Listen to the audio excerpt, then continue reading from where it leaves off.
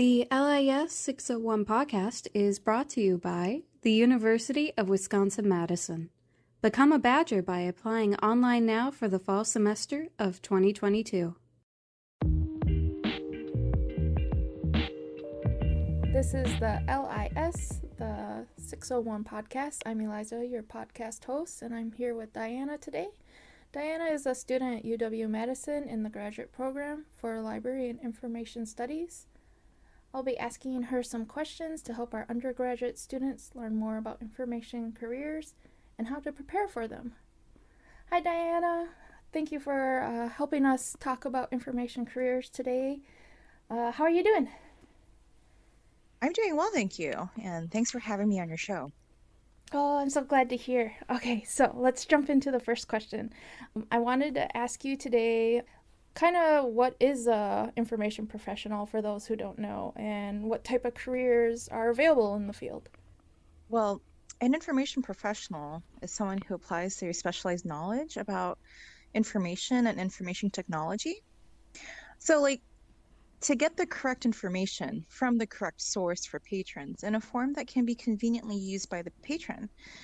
Kind of like the types of careers that involve in the field of information professionals would be working in galleries, librarianships, archives, or museums.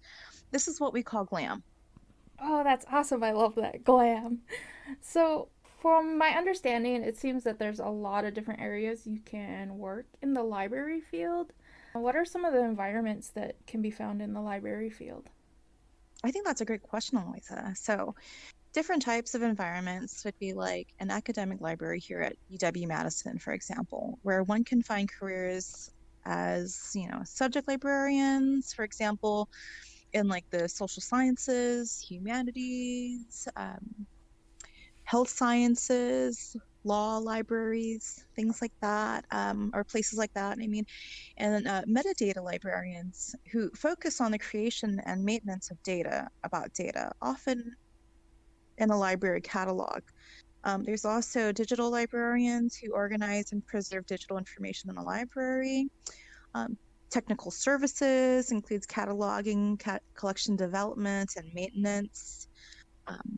There's also systems librarians, and they maintain a library software along with other technologies. There's also public libraries that, a lot of folks, including like families and younger children, are more familiar with. These are libraries that are in your community, local libraries, and they serve a wide variety of patrons and individuals. So positions in this field would be adult reference librarians, youth services librarians, access services, or even in technical services again. There's also special libraries like corporate or law libraries that serve a special interest for a specific group or organization.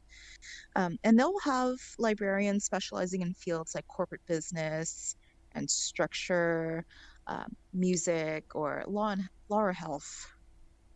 Oh, wow. There's a lot of different environments that one can go to in the library field. That's amazing. What are some ways that if undergraduates are thinking about going in the library field, what are some ways they can kind of prepare themselves for it? So sometimes testing the water and taking a few undergraduate courses can help determine if this is the right path for you. And if it is, pursuing a bachelor's degree in library science might prepare you for work in a special library, data management, or even research. It's not necessary to have an undergraduate degree in library science, though. In fact, some librarians have their undergraduate degree in history, English, art history, or education. But most public and academic libraries will require a master's degree, and taking library information sciences coursework specific to academic or public libraries will help. There are classes offered that concentrate on public libraries, such as reference and information services, public libraries, cataloging, youth literature, etc.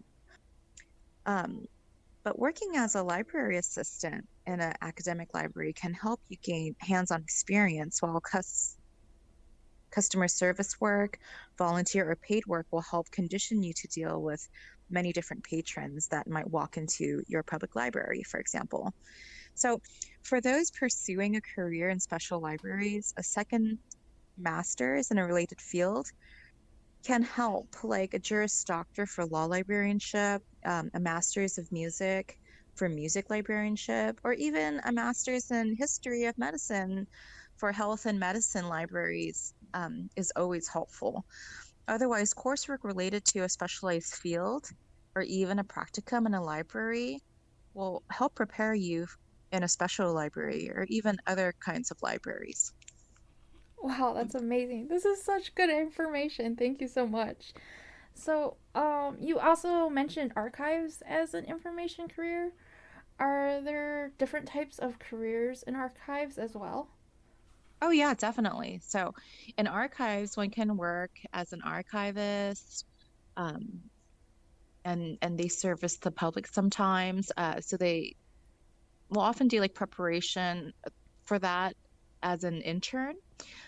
There's also archive conservators. There's also records management, preservationists, or even corporate archivists. Oh, okay. So, what are some steps that students can prepare for an archive career? When deciding on a graduate school, look at the types of courses that are included in the curriculum, not just by the name of the degree offered. Other common graduate degrees held by archivists include public history, museum studies, applying for internships in institutions, or even academic libraries with archives offer field experience that will not only prepare you for the job, but to also align you with great resources, references, and even networking. Class subjects that have a focus on research and writing skills are gained through history, English, and other liberal arts classes. A second language also never hurts and can also be useful in a setting where non English documents are found in collections. So keep in mind, some employers might require archivists to specialize in a specific subject matter, while others will be looking at professional skills first and assume the subject matter can be learned or trained after being hired. Ah, awesome. So, I remember in the beginning, you were talking about GLAM. So we covered librarianship and archives. So, what type of careers are in galleries and museums? Oh, this is my favorite. So, well, there are different types of galleries, first of all.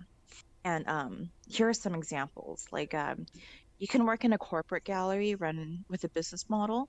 So those who are cut out for this kind of gallery will have experience in business management, sales, marketing, and revenue management because the income generation from these galleries are strictly from the materials or articles housed within this gallery that are for sale.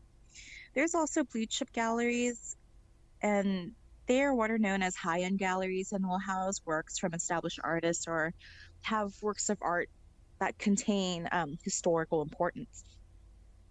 There's also co-op or artist-run galleries, and they contain exhibitions that are operated by a group of artists within the co-op. So while all are slightly different, these galleries will require positions like a gallery associate, events coordinator, an appraiser who specializes in certain works or materials, a social media manager, and an office manager.